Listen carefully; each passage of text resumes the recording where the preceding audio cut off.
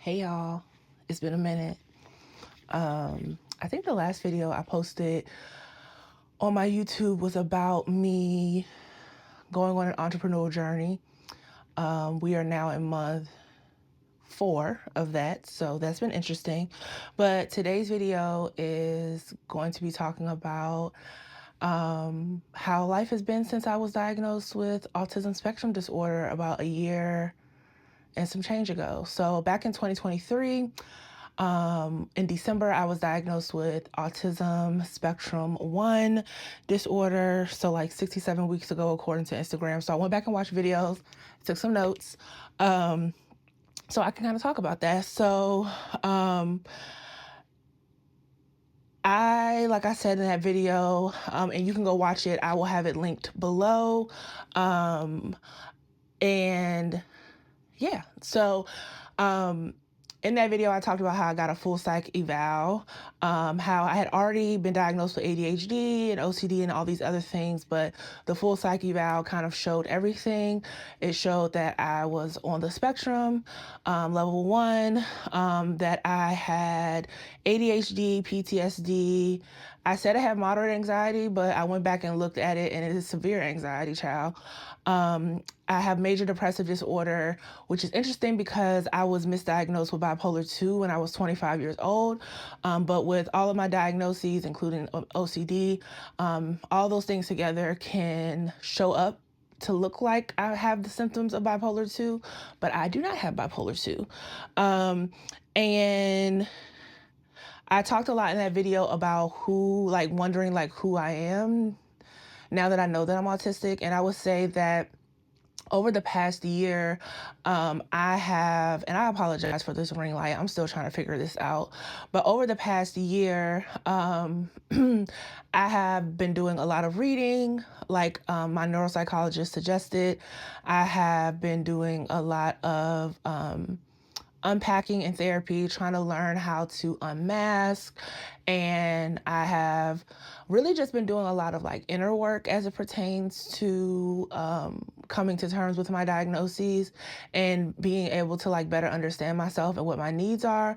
A lot of the things that I thought would change didn't change, but there have been some positive changes. I have known that a lot of my relationships as it pertain to working have changed. Working for myself, I have been much happier than when I was working full time. I don't think that I'm not gonna say I'm not cut out for working for someone else full time, but I think that it has to be a very certain type of environment for me to be able to thrive and to feel, like I'm wanted in that area. I would also say that since I've been on the journey of better understanding myself, that I have really learned what stimming looks like for me. And for me, stimming looks like scratching. I scratch my skin a lot. Rubbing my feet together, which a lot of Black people do, but rubbing my feet together. Certain clothes make me feel safe and warm. I've become very, very comfortable with dressing how I used to dress, which was very eclectic and stuff, but also very cozy. I have come to terms with my hand-eye coordination and how I struggle with doing my own hair and stuff like that. So I've been wearing my hair straight for the past year or so far, or just having it done every 3 weeks, and that's been really helpful. I have fidget things. I have fidget rings. I have little squishy balls that I use. I have changed the type of mouse that I use and the type of keyboard that I type on. A lot of things that I used to just use because I thought I had to, I guess, I don't anymore. I'm also very transparent about being autistic and saying because I know that I'm autistic, these are the things that make me comfortable and uncomfortable. I have just really been taking the time to really just listen to myself and like allow myself to unmask the best way I can. There still are times where I do mask, but I'm trying to learn how to unmask so that way I don't have to worry about being somebody that I'm not, just to make other people comfortable. I haven't really been making a lot of content about my story.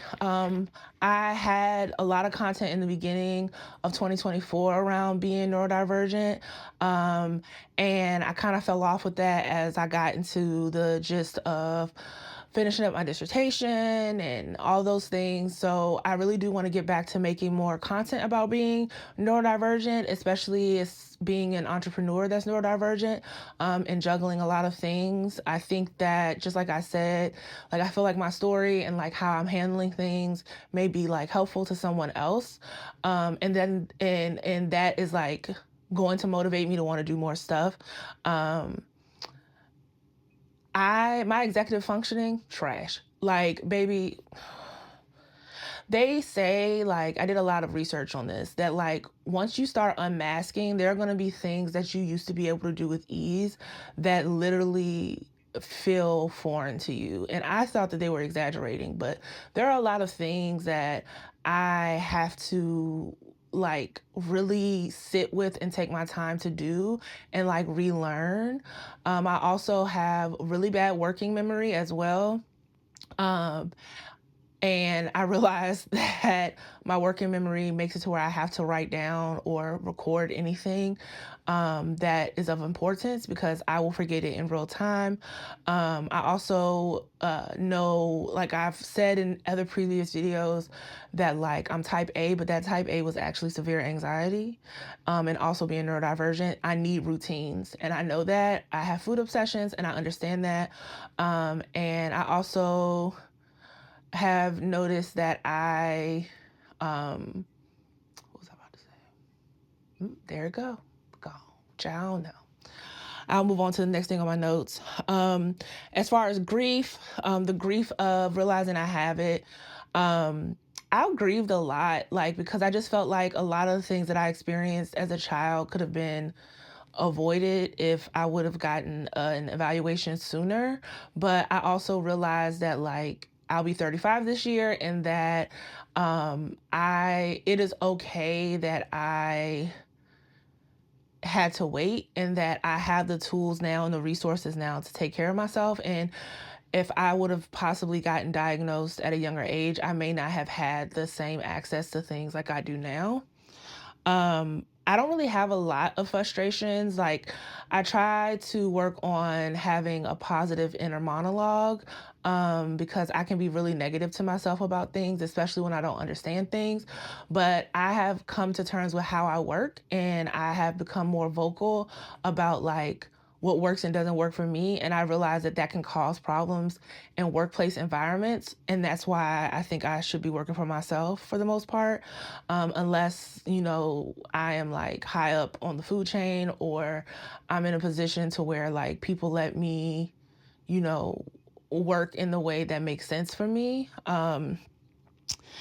As far as like affirming myself, just, like I said, working on having a positive inner monologue, making sure that I'm surrounding myself with people who are aware that I have autism and that are going to treat me with kindness. I am very open. I let people know I'm autistic up front, baby. I be like, I am autistic and I have ADHD, and all these other things, but these are the two main things you need to know about me. I am autistic and I have ADHD. And it really impacts how I show up in the world. So keep that in mind when you are interacting with me. As far as perception, I thought I was gonna be worried about what people thought about me, but like, girl, I don't give a fuck. Like, I had to end up blocking a friend who was a friend of mine since middle school, because he was trying to make it seem like I needed to lean into Dr. Sabi, child, in order for me to, what he says, get my skin together, lose weight, and get rid of autism. I was like, sir, that's not nice. So I just blocked him, because I was just like, yeah, I don't have time for that. And I haven't really talked to my family a lot about being on the spectrum, because like no shade, no tea, love my family, the people that I'm like close to, but like I just feel like sometimes they may lack understanding and they may think that like I said in my first video, like they're not sure if this is really true or not, or are you sure that you're actually autistic? Like I don't have time for people trying to doubt me or make me like overthink about something that I know is true about myself. Like I'm really trying to work on not allowing people's um thoughts about who I am and what I do dictate who I know I am and why I do the things that I do, if that makes sense. So, you know, like I said, it's been 67 weeks since I've been diagnosed. And I am truly just learning how to be a version of myself that I can be proud of, but also a version of myself that is okay with having to unlearn and relearn things and understand that there are just certain things that are going to be more difficult for me, and that's okay. And I am so happy to be done with school for the rest of my life because I feel like I can focus more on like learning to unmask and just, you know, being like as healthy mentally as I can be. And I feel like when I was in my PhD program, there was a lot of shit going on and I wasn't able to do that. So that's my reflection. It is Autism Awareness Month. And I would just like to make it aware that in 2023, I was diagnosed with autism spectrum disorder at 33 years old. And I am thriving with autism, and I am so happy that I took the initiative to get my evaluation, and I am very grateful that I have a Black Lady Therapy team and a support system that has been monumental in supporting me and affirming me through this journey. Bye.